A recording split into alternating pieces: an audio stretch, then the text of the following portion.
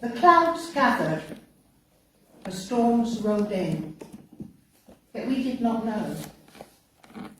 The final days of our beloved Queen were upon us. We heard the news and rainbows shone. Our dearest Queen was taking her final journey after a life of service to the end. The heavens opened with God's tears, mixing seamlessly with our own. Our nation and commonwealth are shrouded in darkness, whilst we mourn our dearest Queen.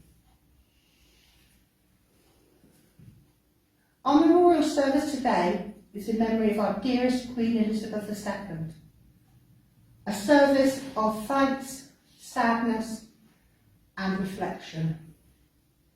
A service also looking forward to the reign of the Queen's son, King Charles III. My words at the beginning were related to the weather. We had days of thunder and lightning prior to the Queen's passing, and then, when her death was announced, rainbows shrouded both Buckingham Palace and Windsor Castle. Then we had torrential rain. Perhaps God's tears mixed with our own. To me, this is of God. As a nation, we are indeed going through a considerable period of change. Within a few days, we have 2 prime ministers and 2 heads of state. But Jesus is with us. He will guide us and protect us. He is our shepherd. The Lord is indeed our shepherd. Former Archbishop of Canterbury, Dr. Rowan Williams, stated, "In a good and just society, we are linked by bonds we cannot always see. We need traditions and institutions that remind us we belong together. For it is belonging that makes it worth struggling over granular arguments and local conflicts, as we search for a better way to manage our common life with one another." Our nation's reaction to the Queen's death has indeed shown our sense of belonging. Of course, as a nation, we're well known for our queuing etiquette, and wow, we've certainly lived up to this with the so-called Elizabeth line. People queuing for over 24 hours for perhaps mere seconds in Westminster Hall. But they leave with new friendships forged and timeless memories.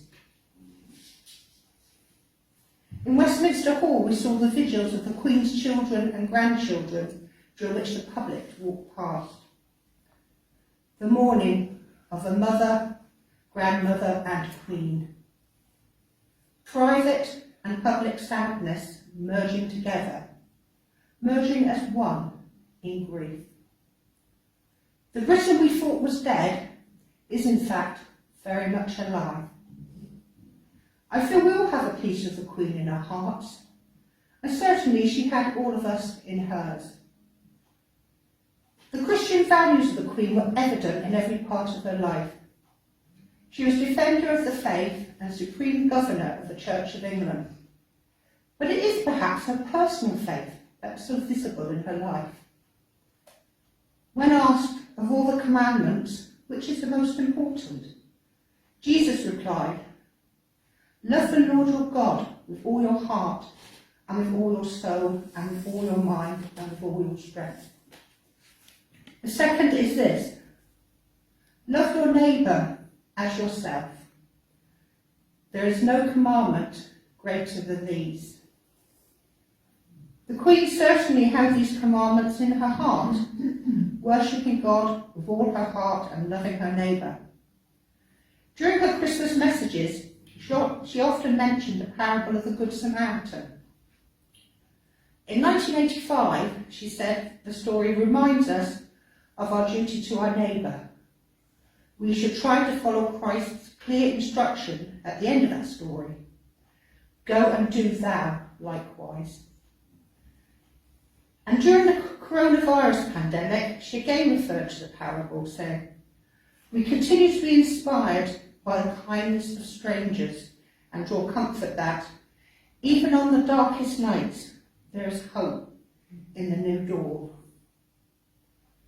Forgiveness, so important in our Christian lives, has also been portrayed by the Queen. In 2011, she said, "Forgiveness lies at the heart of the Christian faith. It can heal broken families, it can restore friendships, and can reconcile divided communities. It is in forgiveness that we feel the power of God's love." The Queen served us right until the end, displaying her Christian values and showing the importance of Christ in her life. It is indeed unbelievable that 2 days prior to her death, she was welcoming a new Prime Minister. And the Queen was a Queen who reached the hearts of all nations. The photos on the slide show a service of prayer and reflection for the Queen on Tuesday, which took place at the Anglican Cathedral in Jerusalem, including a bagpipe rendition of Amazing Grace. The fabulous Jubilee seems so far away now, but what joy the events brought the nation. A joy felt by the youngest to the eldest. And we saw an example of the Queen's humour. Who would have thought that marmalade sandwiches would now be the most on-trend handbag accessory? The Queen referred to Jesus as a guiding light.